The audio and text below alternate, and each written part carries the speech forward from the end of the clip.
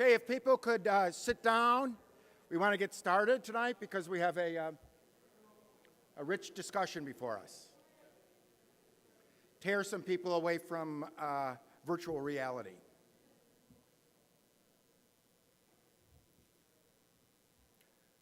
Well, welcome. My name is Peter Carruth, and I'm the director of the Institute of Environment at UCLA. And this is the last, and what I think has been a spectacular series on climate, jointly offered with the Museum of Natural History and here at La Brea.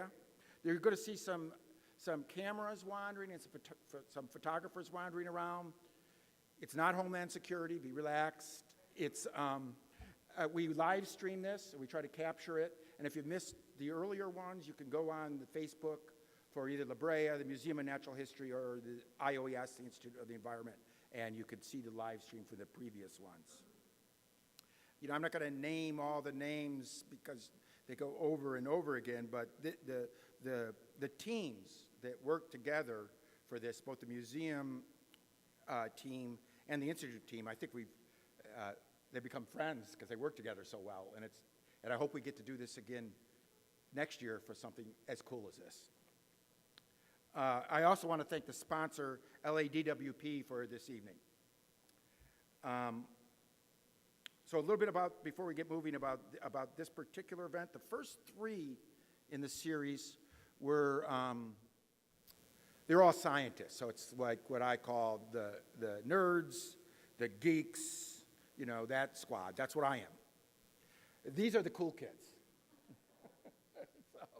So tonight's the cool kids. And you might get the impression from the science that the story is all about the science. It isn't in any sense. Sometimes there's posters of, because of global warming, the Earth being a cinder. It's not going to be a cinder. The Earth is going to be fine. The real story about climate change is humans and what it does to people. The real story is not the Earth being a cinder. It's the human story. And so tonight we're going to have media, poetry, fiction to delve into that. Something we do a little bit different if you're new to this series. Normally you turn your smartphone off. Tonight you turn it on and connect to the Wi-Fi. So there's the network you want to connect to, and there's the password.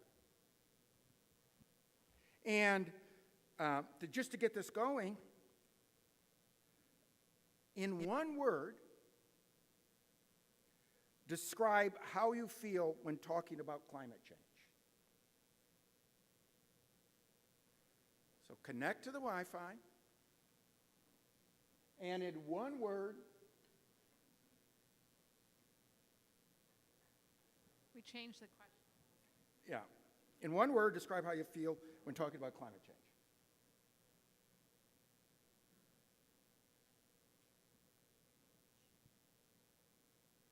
Okay, that'll be, I was expecting, ennui, angst, deconstructed, or something like that. I guess we got dystopia. Oh, that's good. So this is appropriate to the evening. And with that, I'm going to turn it over to my colleague, Allison Carruth, who is going to moderate the evening. Take it away, Allison. Thank you, Peter. Welcome to the last in this series of conversations about living with climate change. I am Allison Carruth. I'm a professor at UCLA in the Department of English and in the Institute of the Environment and Sustainability. I'm a founding member with actually Nat Zappia to my left of Play Valley River, along with many others. And I currently lead the IOES lab for environmental narrative strategies, or LENS. And LENS is essentially a kind of incubator for innovative research, teaching, and collaboration around storytelling, communication, media, and art that's in the service of both environmental conservation and environmental equity. So what we're going to do to get things started tonight, because tonight is really about how we imagine both the histories, the present, and the possible futures around climate change, and through the lens of things like narrative, history, art, and media. We're going to start with two, I'll just call them artworks. And so first, I'm going to introduce Rita Wong, and then I'll She'll do a reading, a short reading, and then I'll introduce Marina Zurkow, from whom we'll see a short video montage of some of her work. So let me just begin with Rita. Rita is the author of 4 books of poetry: Undercurrent, Civil Unrest, which she co-wrote with Larissa Lai, Forage, and Monkey Puzzle. She received the Asian Canadian Writers Workshop Emerging Writer Award back in 1997 and the Dorothy Livesay Poetry Prize in 2008. Her writing examines relationships between poetry, social justice, ecology, and decolonization. She lives on the unceded Coast Salish territories that are also known as the City of Vancouver, and she's an associate professor in critical and cultural studies at the Emily Carr University of Art and Design. And I can also say that I and others in the audience teach her work, read her work, research and write about her work, so it's a tremendous honor to have her here from Vancouver. And I will just ask her to do her reading now. Thank you, Allison. Thank you for that kind introduction, and all the organizers of this lovely event. I'd also like to start by acknowledging the Tongva people whose traditional territories we're on. And I'd like to share a poem called Declaration of Intent. It's a 3-part poem, and the work I've been doing in the last decade or so has been around with and for water. And I hope we'll talk about tonight, water is a great teacher, I think, if we pay attention. Declaration of Intent. Let the colonial borders be seen for the pretensions that they are. I hereby honor what the flow of water teaches us, the beauty of enough, the path of peace to be savored, before the extremes of drought and flood overwhelm the careless. Water is a sacred bond, embedded in our plump, moist cells, in our breaths that transpire to return to the clouds that gave us life through rain, in the rivers and aquifers that we and our neighbors drink, in the oceans that our foremothers came from. A watershed teaches not only humbleness, but climate fluency, the languages we need to interpret the sea's rising voice. Water connects us to salmon and cedar, whales and workers, its currents bearing the plastic from our fridges and closets. A gyre of karma recirculates, burgeoning body burden. I hereby invoke fluid wisdom to guide us through the toxic muck. I will apprentice myself to creeks and tributaries, groundwater and glaciers. Listen for the salty pulse within, the blood that recognizes marine ancestry. In its chemical composition and intuitive pull, I will learn through immersion, flotation, and transformation. As water expands and contracts, I will fit myself to its ever-changing dimensions. Molecular and spectacular, water will return what we give her, be that arrogance and poison, reverence and light, ambivalence and respect. Let our societies be revived as watersheds. That's the first part of the poem. I forgot to say that this poem is dedicated, well, to all of you, but it's also dedicated to the Peace River. As you'll see that image up there, there's a bunch of people up north right now who are fighting for the life of the Peace River. There's a dam that's being proposed on it called the Site C Dam, and a decision will be made sometime this year about that. And the dam is unnecessary, but it is on a river that already generates a lot of the electricity that we use in Vancouver. And so as somebody who lives in an urban area, I think my role and my responsibility is to learn to give back to the places that have given so much to us. And that leads me to the second part. 2, because I am part of the problem, I can also become part of the solution. Although I am part of the problem, I can also become part of the solution. Where I am part of the problem, I need to be part of the solution. While I am part of the problem, I can also be part of the solution. 1 part silt, 1 part clear running water, 1 part blood, love, sweat. Not tar, but tears. E inserts a listening, witnessing, quickening I. Broken but rebinding, token but reminding, vocal buck unwinding. The machine's gears rust in rain, moss and lichen slowly creep life back. The rate of reclamation is humble, while the rate of destruction blasts fast.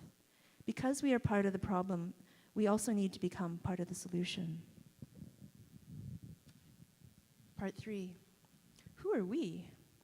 We are the beings who need clean water in order to live a life of dignity, joy, and good relation. Maybe you are part of us without even knowing that you are. Maybe we are the ones who are too often taken for granted or ignored, the quiet witnesses to atrocities, greed, mean-spirited hierarchies, hostages of capitalism. Maybe we are remembering what it means to respect water, because doing so is to respect ourselves, our shared fluid vulnerability, our funny contradictions, our stumbling, dancing, crying, laughing, eating, drinking, pissing, working, playing, burping, farting, messy selves. Maybe we are the thunderstorms that precipitate when too much is being repressed, the weeds that refuse to stop, the coyotes, the grandmothers, the yet unborn. Maybe we are flash floods, demoralized workers, the hospitalized, the angry, entitled children who don't even remember to thank the water that keeps them alive. Maybe we are system change as well as climate change. Dripping and spitting, we rise. Thank you.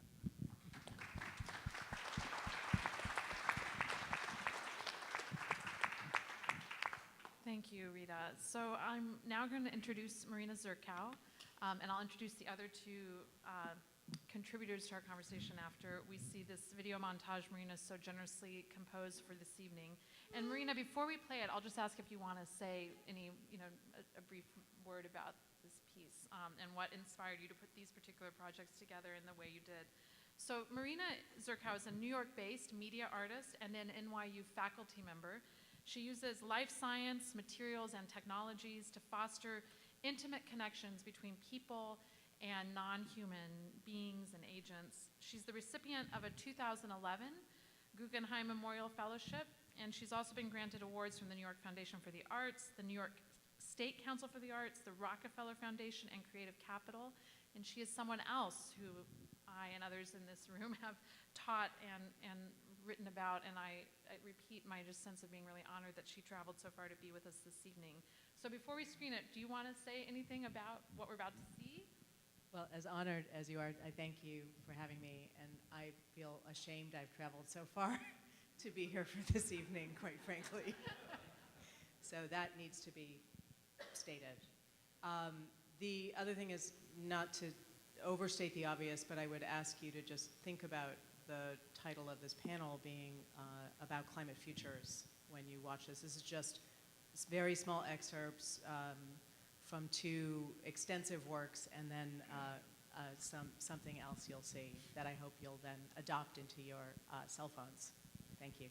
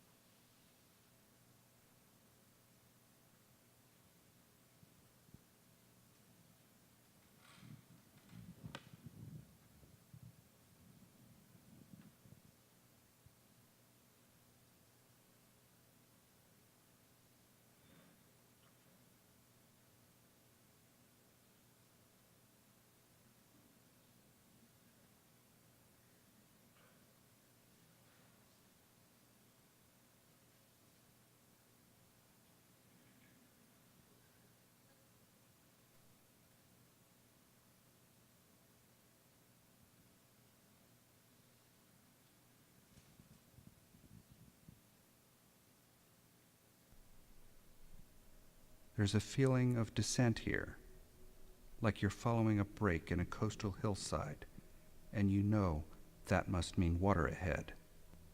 In the distance, skylines. Long Island City to the north, Manhattan to the west.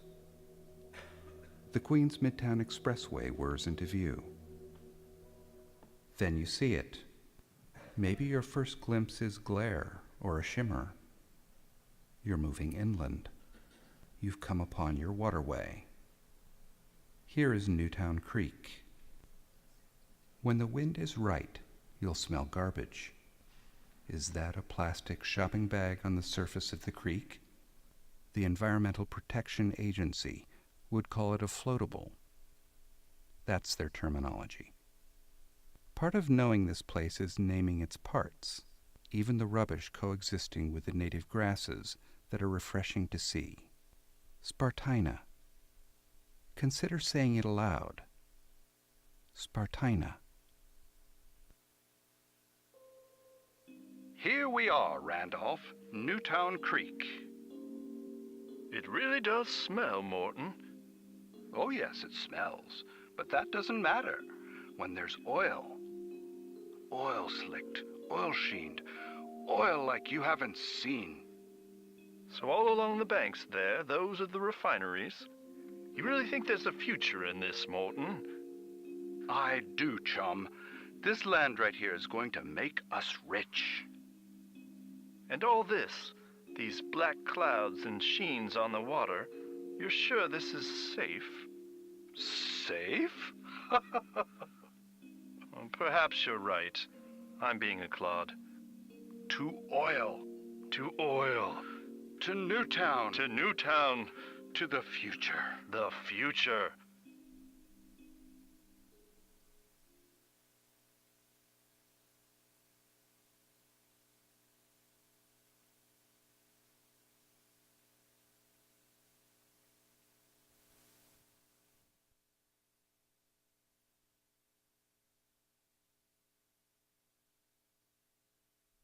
Inhale. Exhale.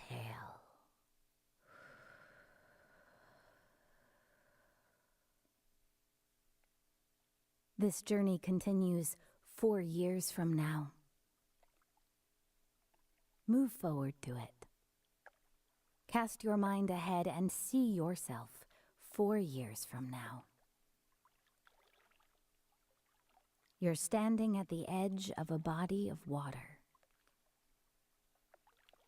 What is it? How large is it? What do you see beyond it?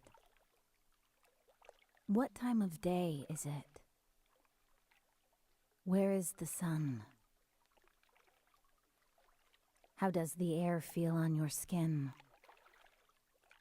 What's the temperature? Take a few steps into the water. Feel the water on your ankles. Now, gently, slowly, bend over and dip one hand, your open hand, in the water. A rush of sensation. Spread your fingers wide and feel the water flow around them, through them. Swirling in the water, like tendrils of seaweed, are letters of the alphabet. As the letters flow around your hands, some of them join to form words. Now words flow around your hand, your wrist, your forearm. They feel gentle.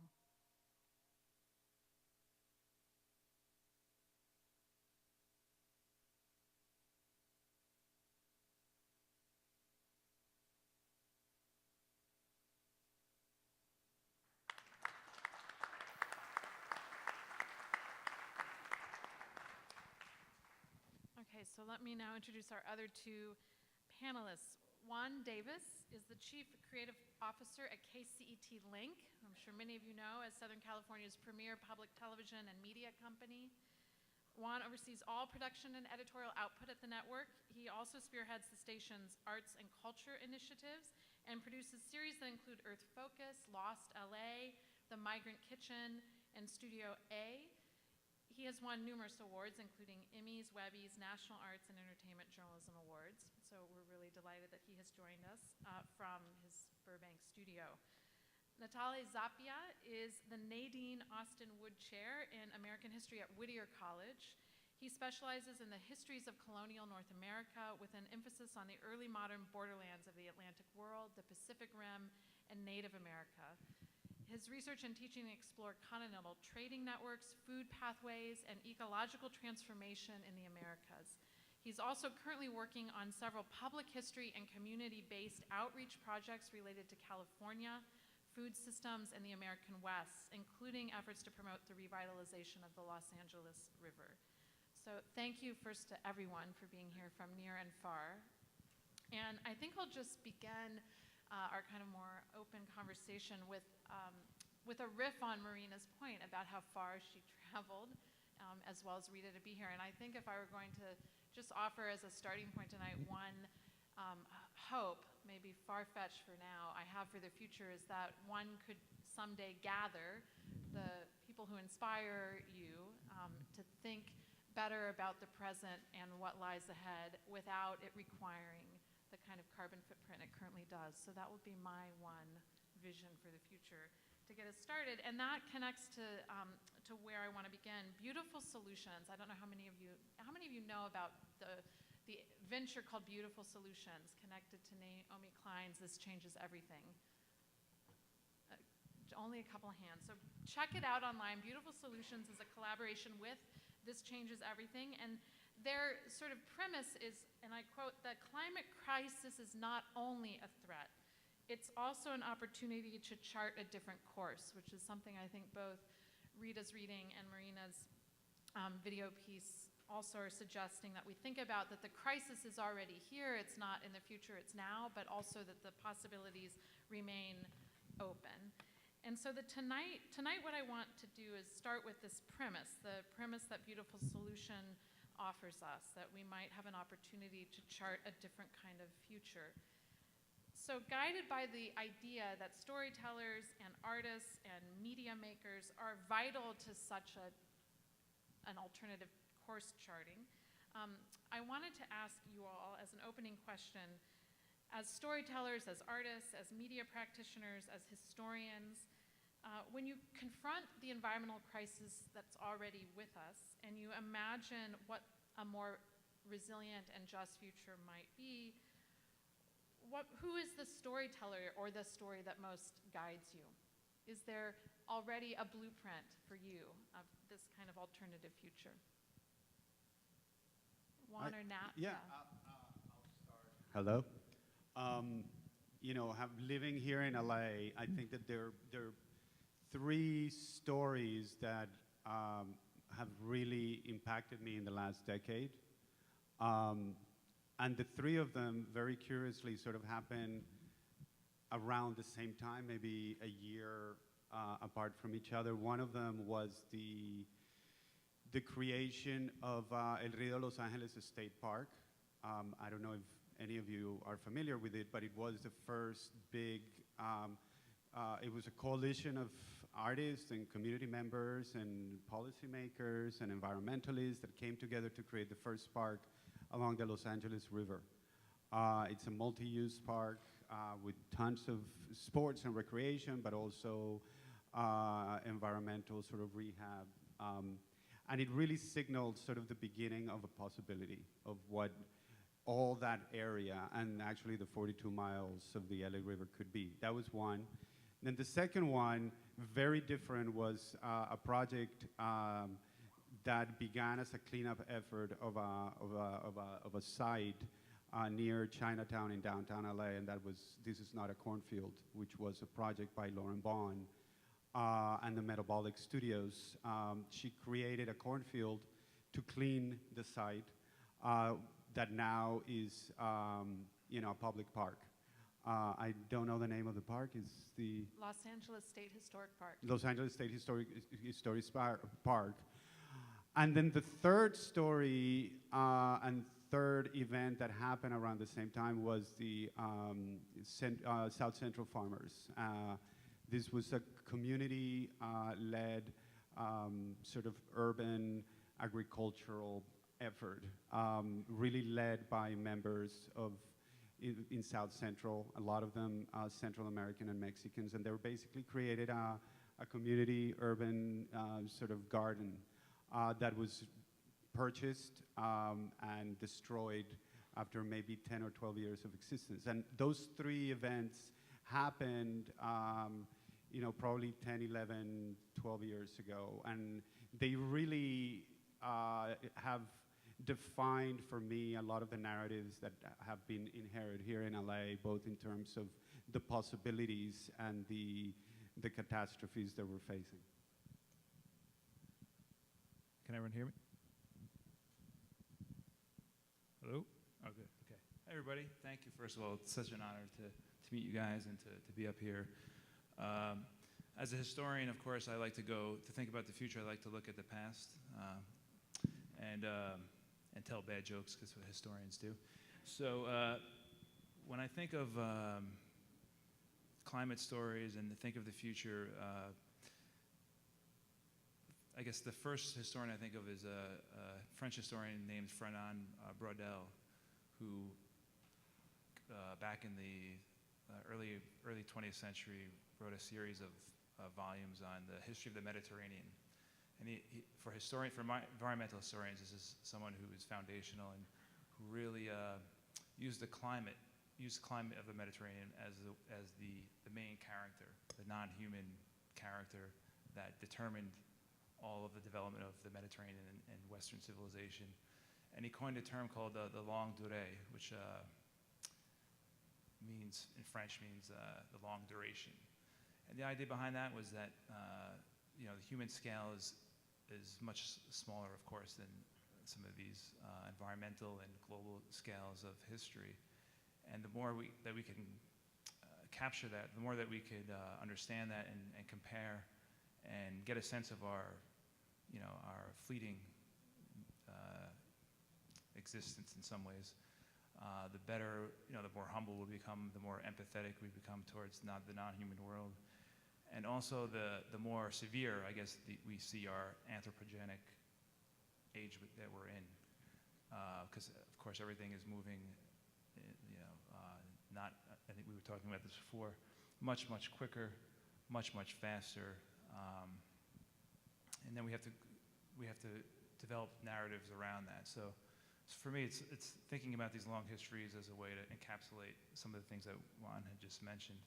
And I guess an example of this is thinking about LA, of course, and the LA River in this longer, deeper ecological lens allows us to capture these earlier stories and then also reinvent and rethink the place of the LA River in our own collective consciousness and the way we think about public policy and the way we think about how we're going to protect or utilize these resources. So one project, which is actually right off the LA River, called Grow Good, which is it's in Bell, right on the eastern side of the river. Southeast LA, I teach in Whittier, which is the southeast corner of LA County, which is in many ways, that part of the county is kind of neglected from many of the things that are happening around the city in terms of policy, environmental policy, food, et cetera. And the Grow Good nonprofit is an urban farm. It's about 1.5 acres, which is adjacent to a Salvation Army shelter for homeless vets. And it's very industrial, like much of Southeast LA. And the farm over a series of maybe 3 or 4 years has transformed from literally just a dirt next to a concrete slab into this thriving, entrepreneurial, really incredible space, holistic space, where these new narratives are being created out of gardens and out of thinking about food systems in new ways. So I'm going to pause here, and I'm going to turn things back to you, and we'll return to this question in different forms about the kinds of blueprints of artworks and of stories that inspire or guide our panelists tonight. But let's go to another question to all of you. So get out those phones again, I guess. And we want to really understand how you think about both the future writ large and futures having to do with climate change. So the question we're posing to you is, who has most influenced how you think about or imagine the future generally, not necessarily with respect to the environment and climate change? Who, and this doesn't need to be an individual, it might be a community or a thing. So yes, go ahead and get those phones out.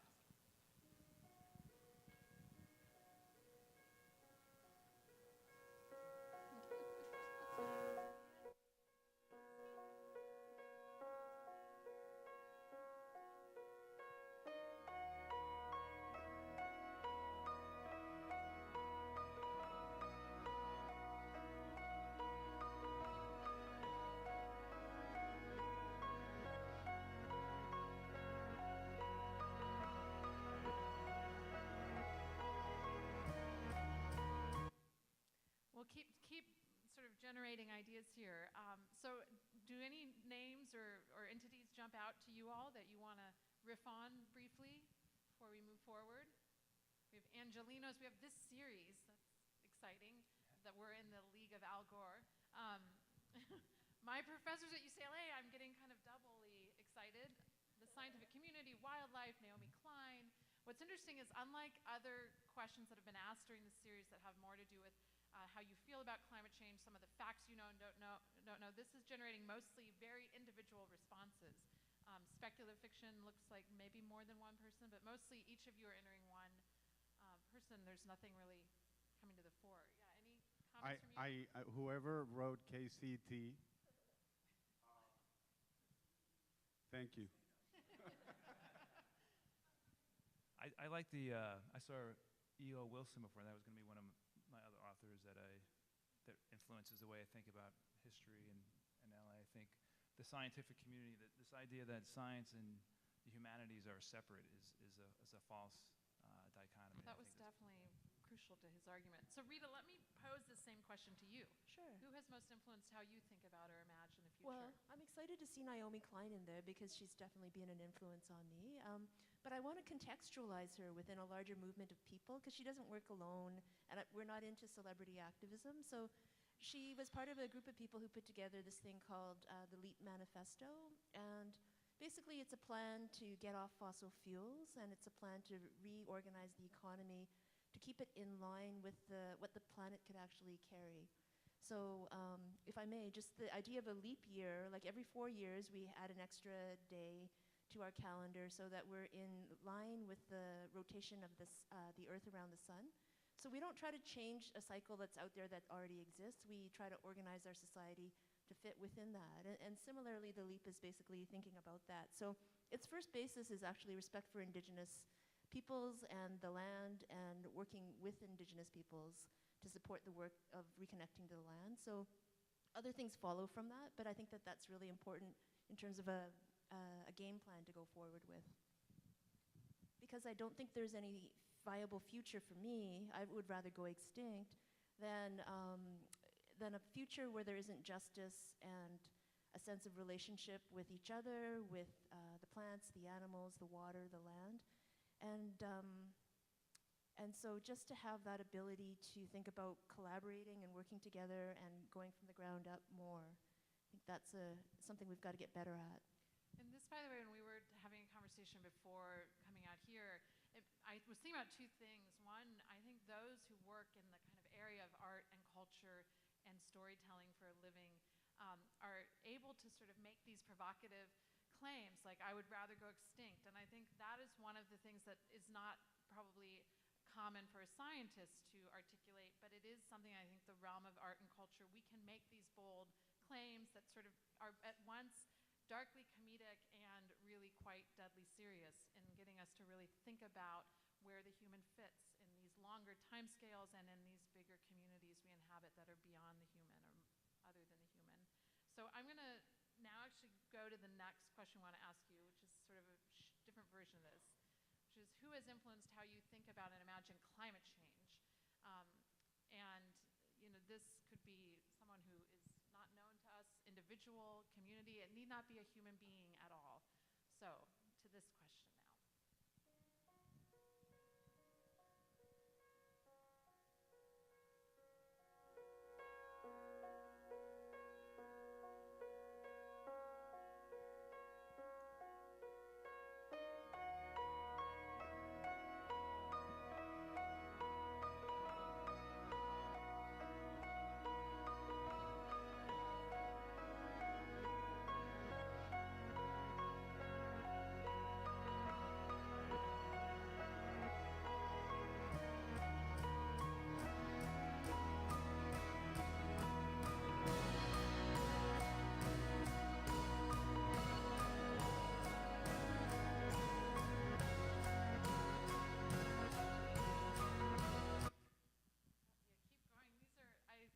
Parasites in Alaska, I want to know more. Yeah, in particular, that's going to stay with me. So I'm now going to put this question first to Marina. This is a hard decision. So yes, Al Gore, more more for the realities that he presented in 2006.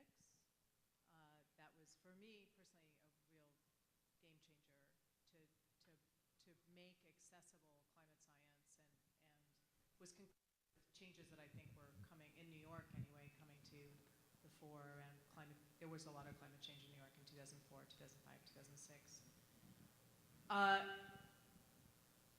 But I'm gonna say Bruno Latour is probably the writer who, for me, most significantly changed the way that I thought about all relations with non-humans. And climate change, I would say, would be a non-human agent in our minds. We've objectified it. We've called it one thing. And in a sense, on the other hand, we don't take the opportunity to think about how we have a relationship with the climate as a thing that we've dominated and had casual conversations about the weather, and now it is in some ways really threatening our existence in the business as usual ways that we know ourselves. So perhaps thinking about personifying it, or what Bruno Latour would call, he is an anthropologist, and he's written a lot about something called actor network theory, which sounds fancy, but it really is looking at non-human agency. It's not anthropomorphizing non-humans. It's not saying that the table is talking and saying what it wants, but that everything has a desire to do something, if you think chemically even. So that, for me, was a new way to think about non-humans that was very creatively inspiring, and fit some of my tendencies to prefer the company of non-humans, not tables, but maybe squirrels.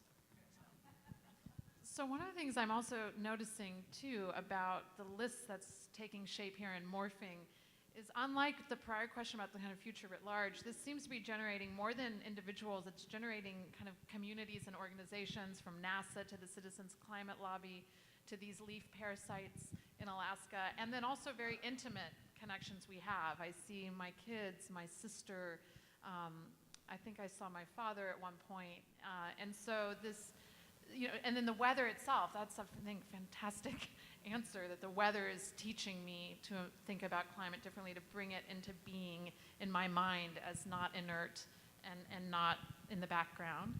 And so I want to go back to Rita, to the LEAP manifesto that you just introduced. And one of the things that the manifesto, which you alerted me to, it's a declaration primarily by a Canadian coalition, that it was first signed in 2015, just to give a bit more background, and the manifesto includes this statement that I found really powerful. Deepening poverty and inequality are a scar on the country's present, and Canada's record on climate change is a crime against humanity's future. These facts are all the more jarring because they depart dramatically from our stated values: respect for Indigenous rights, internationalism, human rights, diversity, and environmental stewardship. Canada is not this place today, but it could be. That last sentence really, to me, strikes a powerful chord with the conversation we're having tonight at the Page Museum, in a city whose first peoples, the Tongva, are among the leaders today of a kindred organization here called the LEAP, that was inspired in part by the LEAP manifesto, and which aspires to make system change inevitable, irresistible, and even just common sense. So could you just, Rita, say a little bit more about the LEAP manifesto and how it's positing a future of both social justice and climate justice? Sure. I could backtrack a little bit to Naomi Klein's book, This Changes Everything, because there's a couple of premises in that book that are useful to thinking about the LEAP. And she goes through this chapter at the beginning of the book where she works through climate denial, right? Because it's such a, like at the beginning of all those words that were up there in terms of, just the sort of dreadfulness of it, the dystopia of it, there's a lot of fear. And I think it's important to understand that the fear is justified, that it's rational, but the answer to fear is not to be paralyzed, it's to figure out a plan and to run towards that.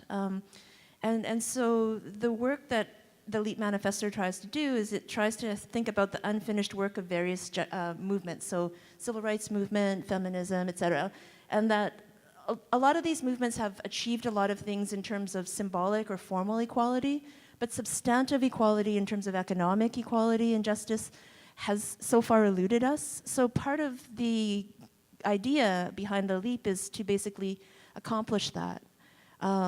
to finish and to connect those different social movements together, to understand that climate justice is not just another issue, but it's the environment that we're all in, whether we're conscious of it or not. So it becomes another way of thinking about how we're related and how we need to figure out how to work together. So it's, I guess you could call it silo busting is one thing it tries to do.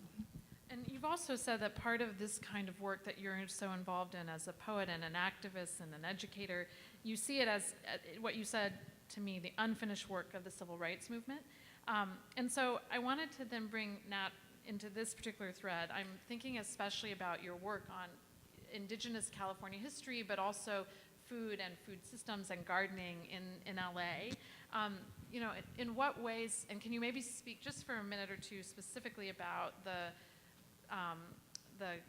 garden that you're hoping might take shape at UCLA around Native California foodways? You know, how is this a kind of LEAP manifesto in these terms? Well, I guess for my work and for the work of many indigenous communities, it really is about place, of course. That's the first thing, and everything emanates from that, right? And for gardening and for food, at least for farming, for food that you're using seeds, it's about the soil right now. That might change in the future, you know, this hydroponics, et cetera, but really the soil tells the most compelling narrative because it's so fragile, it's so finite, it's so thin if you think of all the layers of the earth, yet that's where humanity gets most of its food. And indigenous people have always obviously this is woven into all of their narratives and all of their histories. So at UCLA last year, and hopefully it will continue, hopefully it will happen, we're hoping to work with the botanical garden. If anyone's been to the campus, the botanical garden is on the east side of campus. It's an amazing space. It's I think it's 13 acres, or 3 acres maybe.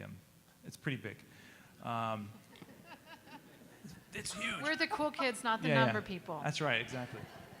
A lot of big trees and beautiful space. It's been around a long time, and they're developing these new programming around the environment, sustainability, but trying to link all these different departments on campus. So the American Indian Studies Department is interested in recruiting students, indigenous students, but also indigenous narratives, indigenous experts like the Tongvas, to come in and own that space and use that space, and to remind both experts and non-experts in the community how the power of reimagining space, but also looking back to how the space is best used in terms of, you know, the soil. If the soil has needs and has a history, then we need to tend to that by planting certain kinds of vegetables, plants, and understanding the histories of those as well. So the space is a humanities lab in many ways. That's how I envision it. That's how I want it. I don't know how they want it, but that's how I'm thinking about it. And this is where the humanities could really be an applied humanities. So it's not just humanists sitting on the side, but we're right in there in the middle, working with the scientists, working with folks who understand etymology and plant biology, et cetera, and bringing those narratives and working with indigenous communities and the local communities through those food narratives. And let me just say before we move on that one of my principles in bringing together Rita and Nat, but also the entire group here tonight, was I think we often think when we're thinking about climate change now and later, we imagine there's a past that sort of we desperately want to return to, and that's often caught up with a lot of sort of nostalgia around how First Peoples lived, how others lived, human and not human, in distant past. And I think one of the things that I learned from the people up here, including the Tending the Wild series that KCET produced, is that one, those histories are themselves ongoing and with us still. Two, that Native peoples are actually at the forefront of leaping forward into futures, recognizing already the harsh realities that we face. And so I think it really complicates our idea of what's in the past, what is now, and what is to come in ways that I think is really exciting and promising. So that idea of a leap year and a leap manifesto led by by this kind of knowledge is really moving to me. So we're going to go to a slightly more concrete question. So now my sort of challenge to you is to really think not about scientists or politicians at all, to get them out of your mind. I work with them, I admire them, they are crucial to the conversation we're having tonight. But our next question asks you to think about storytellers, to think about novelists and poets and artists and performers and theater makers, and to think about it and answer this question: what story, novel, film, video game, animated work, comic strip, stand-up comic has most resonated with how you see an environmental issue today, has most hit that chord that they are speaking the truth? And maybe it's specifically around an LA environmental issue.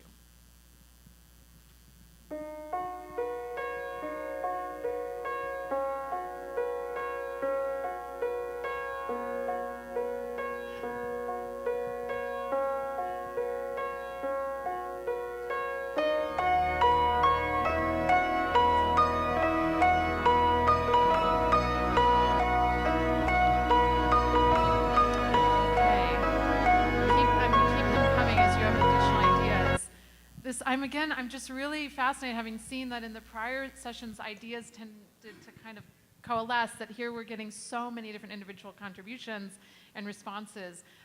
So everything from really dystopian stories that kind of look at the present, extrapolate some of its most dire circumstances into futures, like Blade Runner and Mad Max. And I think there are others up there too. I love LA Confidential. When you really think about, I want to ask that person, but we don't have the time. That's a great answer. The Lorax, that is actually a story I just reread recently. Nausicaa. Wow, this is a really fantastic list. Okay, so with your answers in mind, I want to now turn to Marina again. You say in that video montage, I make art to process the world and to invite others to think in new ways about it.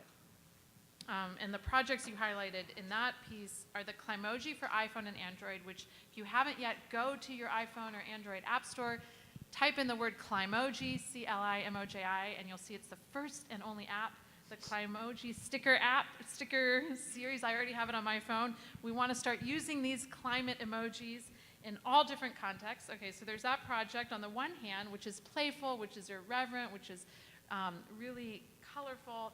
There's the Floating Studio for Dark Ecologies project on Newton Creek, which has a nod to some really academic and theoretical concepts around environmental issues, and then the Dear Climate piece. So all of these invite really different ways about thinking, different ways of thinking about the world that we face and how to make the future otherwise.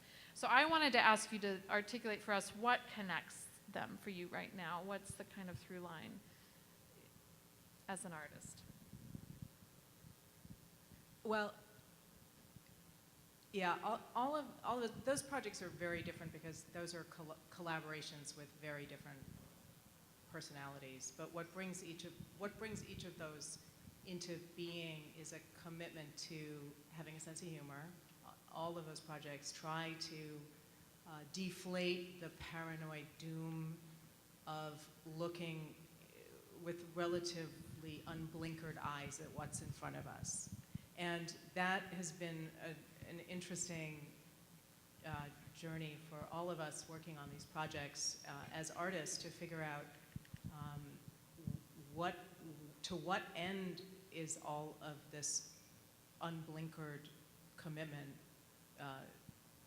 what ends does that move towards? Good ends. And I'm going to table answering that. I'm very solution averse and more interested in productive conversation and intimacy, in a sense that these projects also ask you to, even the Climoji, which are ridiculous, but they're also like terribly depressing. There's not any solutions in those. We'll release another set that try to say, well, what do renewables look like? What do other playful engagements with the planet look like, or with our human friends? But this was really about depoliticizing and saying, what are facts, but how do we do this in a way that people might be delighted to participate with? So all of those projects try to engage some amount of narrative or metaphoric delight in order to connect people to things that are otherwise pretty uncomfortable. So can I ask, we were having a conversation again before we came out here about how those working towards climate solutions and climate justice and environmental justice could I invent narratives that are as catchy as those of the carbon economy. Like the rags to riches story was one that came out of capitalism. So I was curious, Marina, and this is a bit of a curveball, if dark ecology, which I know is a term that you're playing with in some of your work right now, could that be that kind of narrative? What does dark ecology mean to you? What can it mean to us? So dark ecology is a phrase that was coined by two pretty different thinkers around ecological issues. One was up in an earlier slide, Paul Kingsnorth, who has a landmark essay called Dark Ecology, and the philosopher Timothy Morton. Has anyone read Morton in here? Oh, so good bunch of people. So, and Kingsnorth, can I hands? Very few, yeah. Well, there are reasons for that probably, which, is unfortunate. But the term dark ecology isn't as depressing as it sounds, maybe for Kingsnorth more so. But for Morton, what he was interested in was saying, we have unseen relations and unseen parts of the ecosystem that we need to sort of bring into view. We need to see ourselves inside of this greater than human world, rather than we have nature over there and ecosystems and then culture over here. So this is a refrain that's been running through the humanities for the last 20 years, I think, with greater amplitude, that we need to kind of stop thinking of ourselves as dominant and separate from the environment.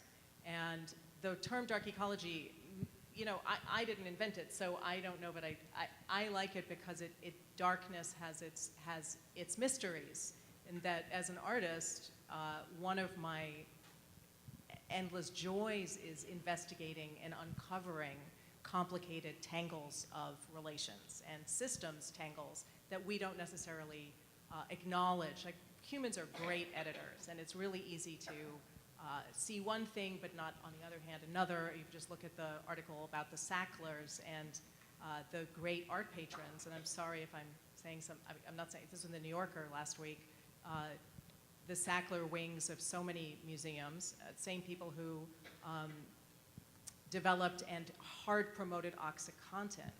So, it's very easy to sort of keep things siloed, and to sort of, like, I think what Rita said, silo busting, but conceptual silo busting is crucial to moving forward.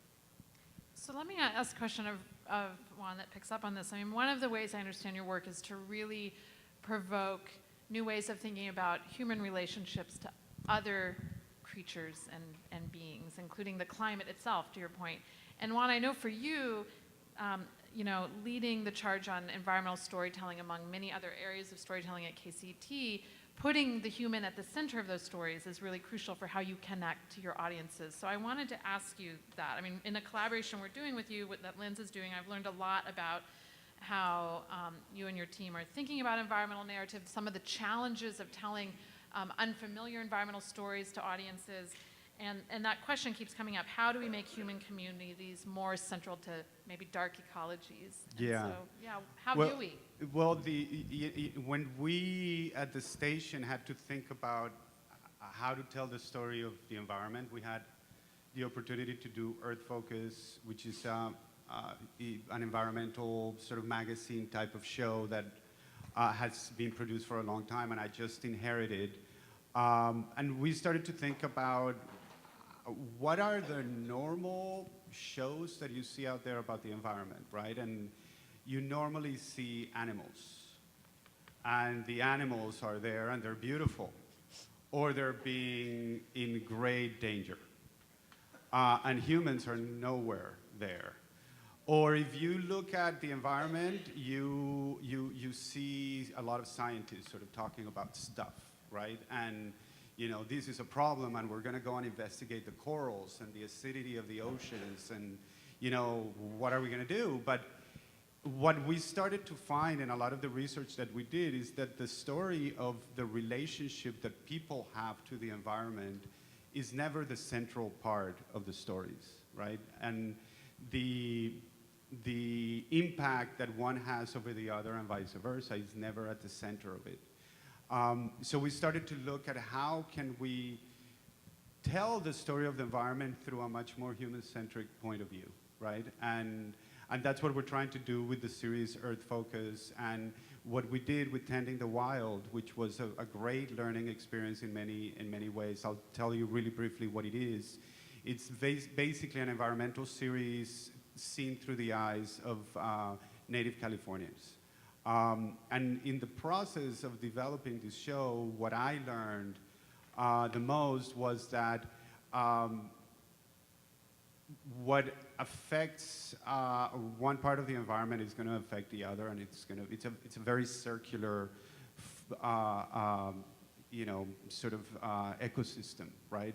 If we do cultural burns, that is going to be really good for the forest, and that's going to replenish the streams, and then all the nature that is going to come out is going to give some great material for cultural products like baskets, and that becomes, so it's a very circular thing. And when we developed the series, I realized that circular way of seeing the world is actually a way of telling the story of the environment, and in a way finding ways in which we can find the connections is what is at the center of it all. And art is related to the economy, is related to gender, is related to the environment. Food is related to agriculture. And that's what we've been trying to do, is show that everything is sort of interconnected in a way, and that humans are at the center of it for good or for bad. Okay, so we're going to come to another question that's sort of a riff on this last question. The title of tonight's conversation promised to get us imagining futures with a hotter planet, and you can see that all of us up here are kind of resisting that idea that the future is primarily hotter, although I think for those of us in Southern California, that's one of the futures we probably think about a lot. I live in Pasadena, where the data and modeling suggests that our number of days over 100 degrees is definitely heading this way. So to kind of think about that uncomfortable hot future for a moment, I wanted to ask what stories, again, in all different genres and art forms, what stories have most disturbed you or felt most uncomfortable and sweaty, maybe, when they ask you to think about the planet's future, or more specifically, the future here in Los Angeles. So we will use that as another live poll question.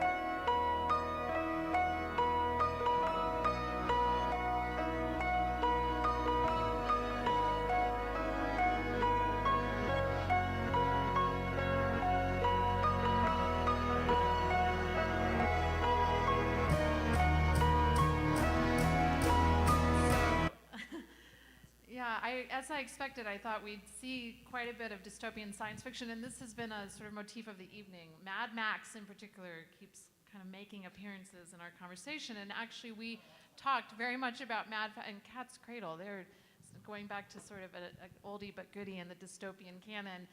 WALL-E, Blade Runner, and then, right, we have real places already that maybe kind of are sort of canaries in the coal mine for the future, like our Salton Sea here in California.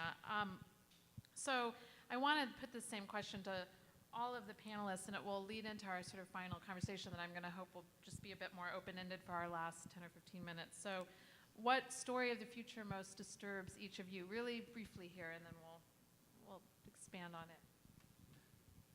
Well, we had a kind of deep conversation about this before that I'll speak for myself.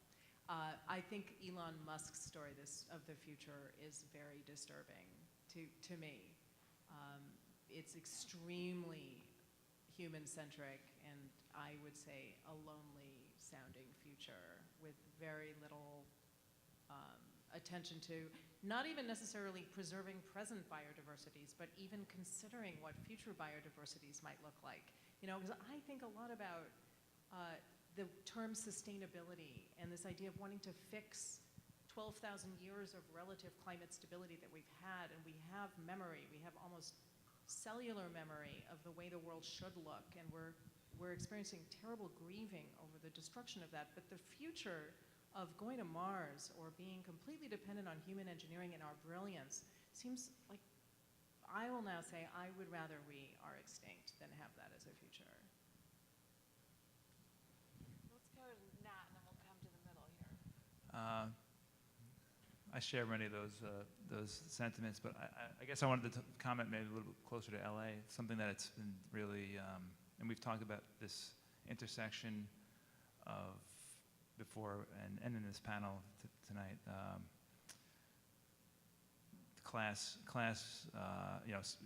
environmental racism as something that's usually many folks who think it, especially science, well, I'm not going to label any particular group, but when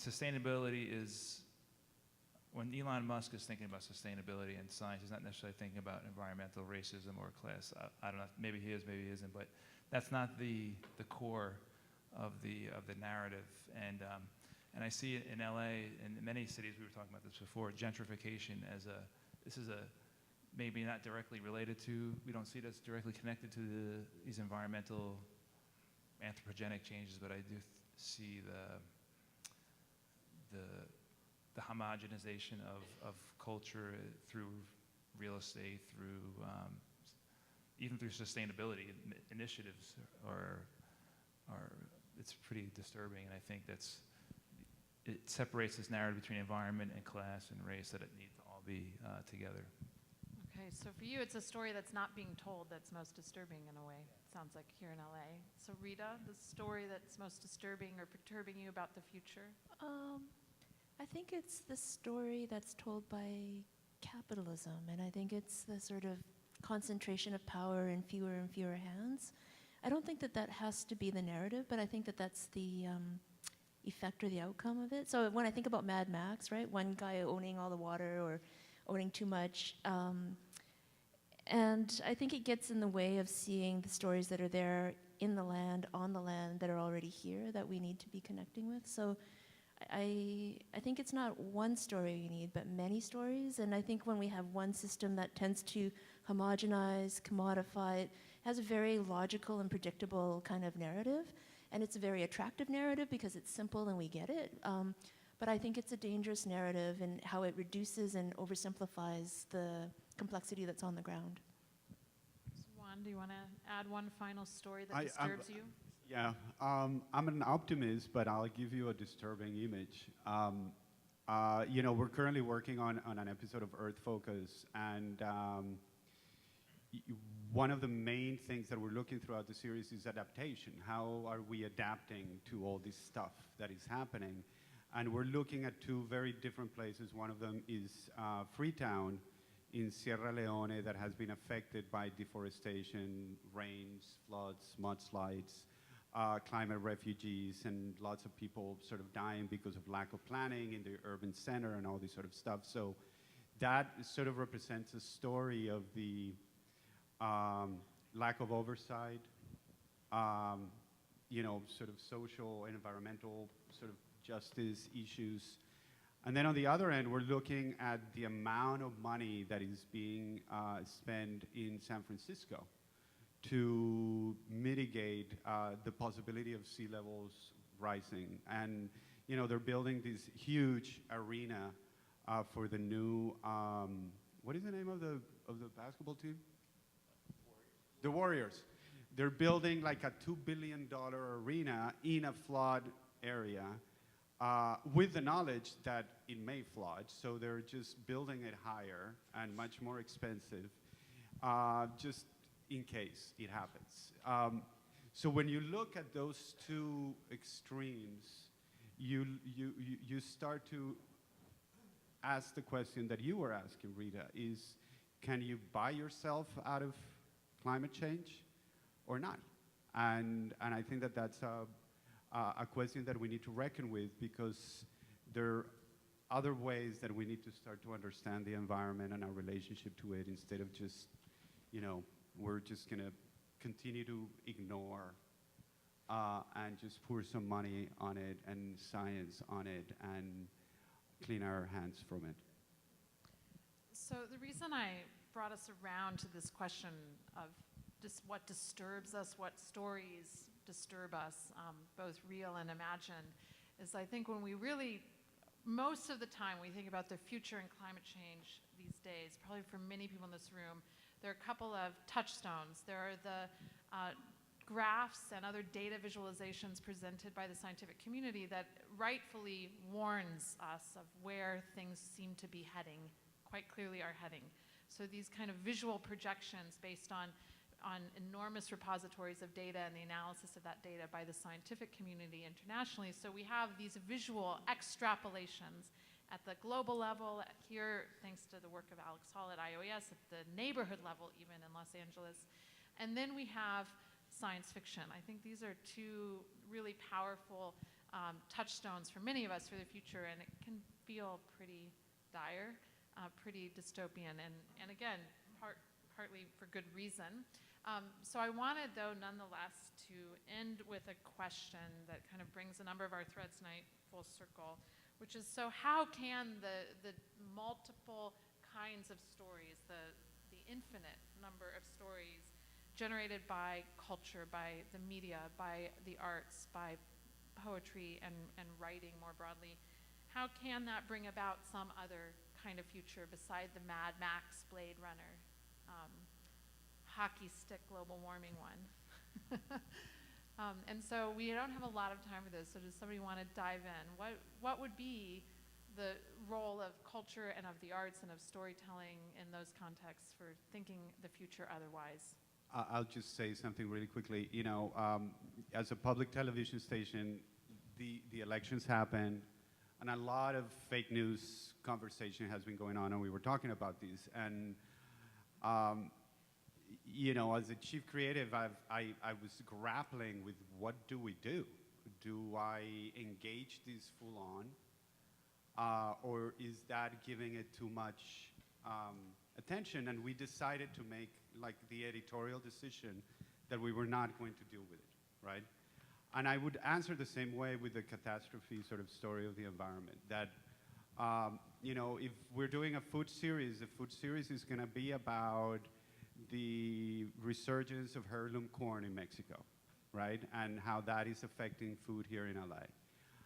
If we're doing a story about urban planning in the face of climate change, we're going to try to, contrast realities so that we can come up with some sort of solutions and ideas, right? But we live in the conditions that we live in, and adapting and changing the narrative that we have had on the environment, I think, is super important now.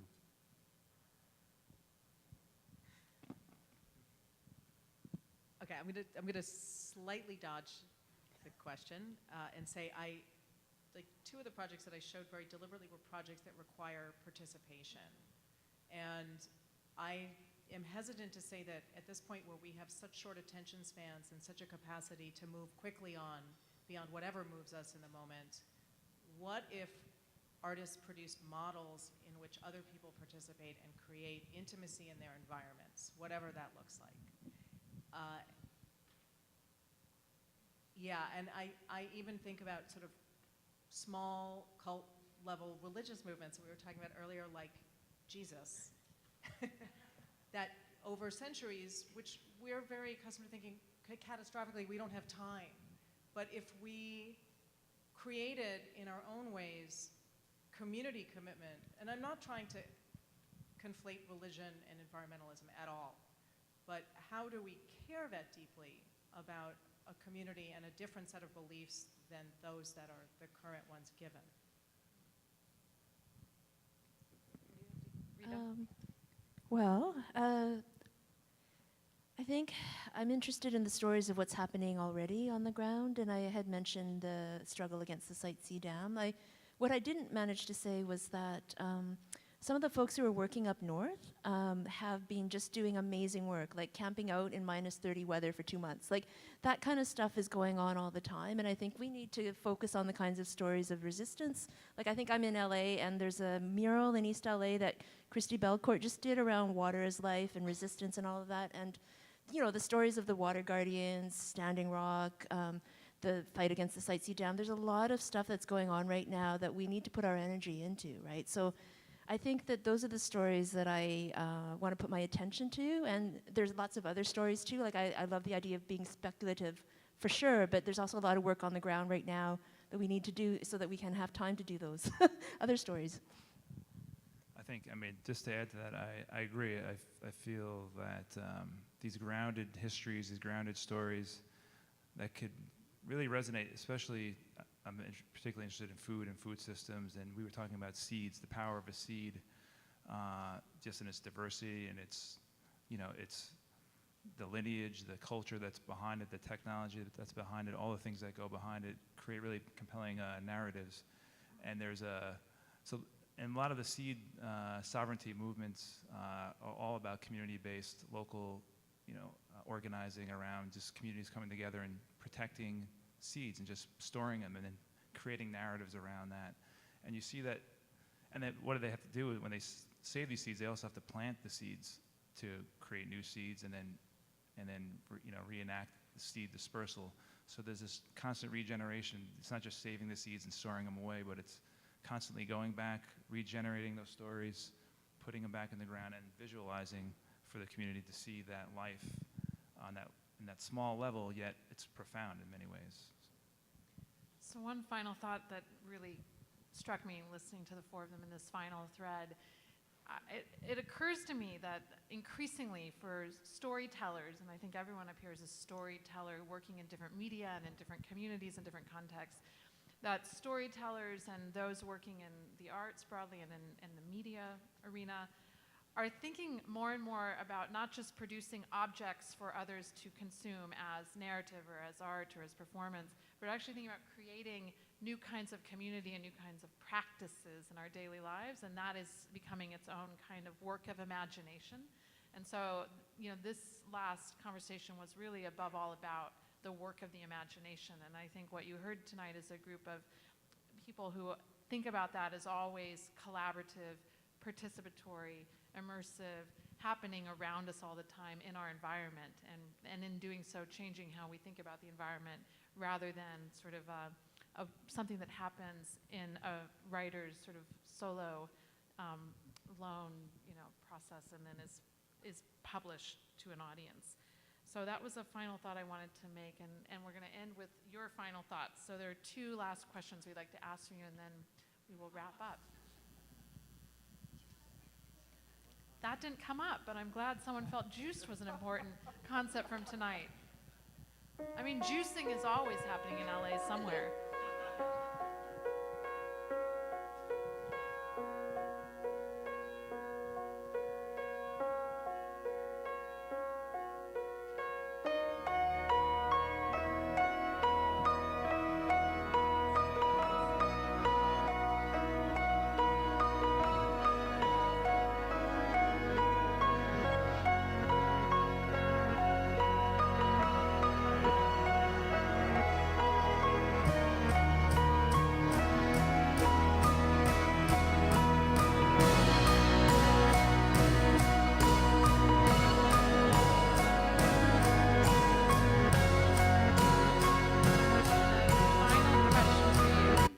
I should just pause before we have this final question to say this is one of my other inspirations, Sigur Rós, the Icelandic band who you keep hearing, a song of theirs that moves me. So, okay, and finally we'll ask you this last question that we asked you at the beginning. When you imagine climate change at the end of the 21st century, what now is the first word or phrase or image that comes to mind?